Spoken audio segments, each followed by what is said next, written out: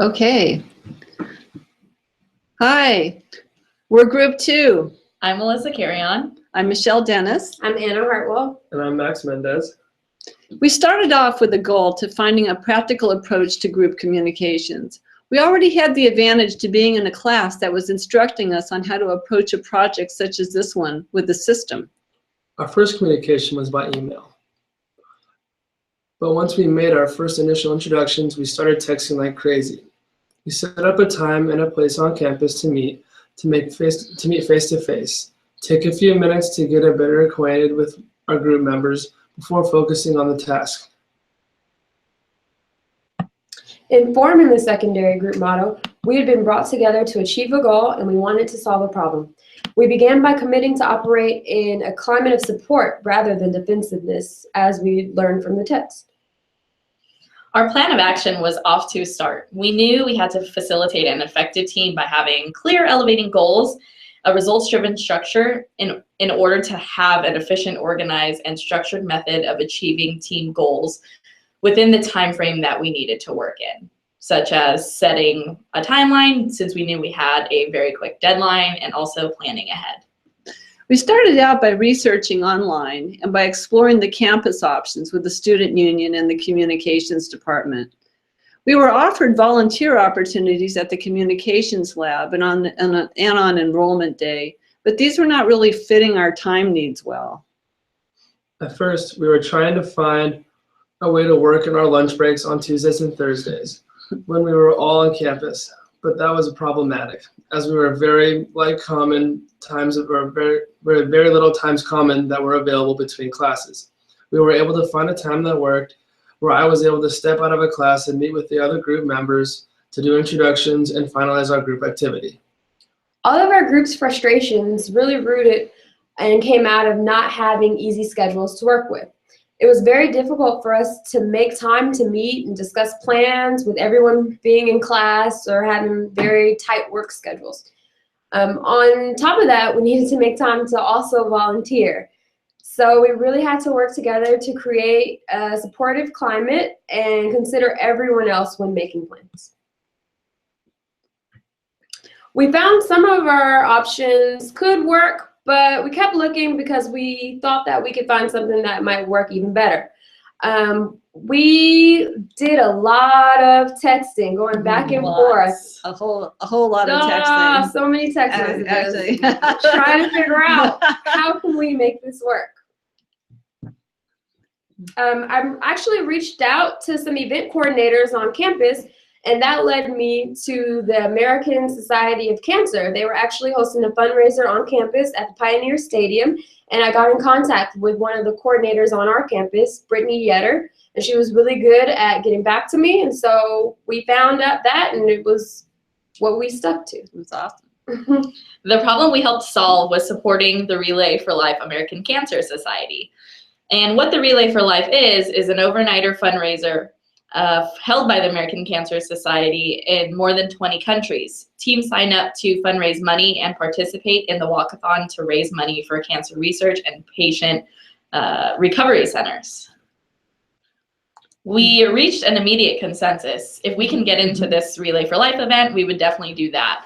We were able to start finessing our goals, and the date for the event was coming pretty quickly, May 7th. We wrote our proposal, and it was accepted by the professor. I, Michelle, was voted the leader, and I strove to be a democratic leader. Sometimes I moved into being a bit authoritarian if things were moving slowly or kind of dragging along. We stayed with a much less formal structure. As Keaton and Beck stated in their paper, Team Attributes, Processes, and Values, they noted, formal structure is emergent and dependent upon group member communication. Group interaction creates group norms, the unwritten rule for social behavior, which influence the way group members interact. We all found our natural place on our team. I took on the role as information giver by providing the group with upcoming information on the event and serving as the point person for the American Cancer Society and all the coordinators there. I became the group energizer. And with this role, I was able to keep the group upbeat and spur them into action, attempting to motivate and stimulate everyone and to keep them helping and doing what they needed to help the society, as well as described in Richard Jones' article in 2016 from Communications in the Real World. At times during the early hours, morale would be low, and I would need to help try and keep the group cheered up and keep us moving forward. And he did a good job at that.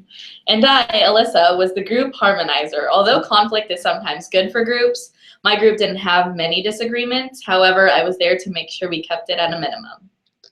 We had a mandatory meeting to attend at the campus to get briefed on our roles at the event. Alyssa and I were not able to attend because of our work schedules, but Max and Michelle went and reported back to us. Our group consistently excelled at open communication and staying connected. In 2015, author Banwo wrote an article called Team Cohesiveness, and he stated that a group with open communication networks helps to increase team members' productivity as members have access to all of the necessary resources needed to succeed. There, we saw real group communication in action at this meeting. It was obvious to Michelle and I that this group of 20 people, a combination of American Cancer Society people and students from the campus life leaders, had completely mutually of concern and achievement or cohesiveness, and they extended that feeling to us. We were given the diagrams, so we were able to see where we needed to be on the field, and here is the diagram of the field. That's a nice diagram. So our shift at the event was from 6 a.m. to 11 a.m. We were really tired, obviously, from the early hours, but the people who were running at the event were really tired. They had been up for 24-hour period since the event was a 10 a.m. to 10 p.m. whole event. I think we ended up actually infusing them with energy. And at this event, we supported the event staff by keeping the track clear of debris keeping the track clear of debris while we were there, while it took place, and along with that, reporting unsafe behavior to the security team that was present, directing people to different information booths if they had any questions around the stadium, taking down any tents, chairs, and tables that were there, as well as picking up trash all over campus and clearing the event after the final closing ceremonies. In the beginning of this group project, there was a lot of frustration and anxiety amongst us because we weren't sure that we'd actually be able to successfully finish this through. By the end of the event, I think that we're all pretty pleased with how efficient we've become, and we were able to come together and use the skills that this class has provided us with to actually be proud of the project that we did finish. Not only were we able to complete a project together, but we were also able to support our community and learn communication dynamics simultaneously. In the article, Mediating Role Relations Between Leader, Bakar et al. In 2008 said, effective commitment is the extent to which people experience a sense of identification and involvement with an organization. We really pulled it off. We measured our success with the event by the great response we got from the ACS team and with the initiative we took while volunteering. We found ourselves taking on additional tasks that needed to be carried out without anyone asking us because we felt responsible for the success of the relay. We rocked! All right. Thank you, everybody. Bye. Bye.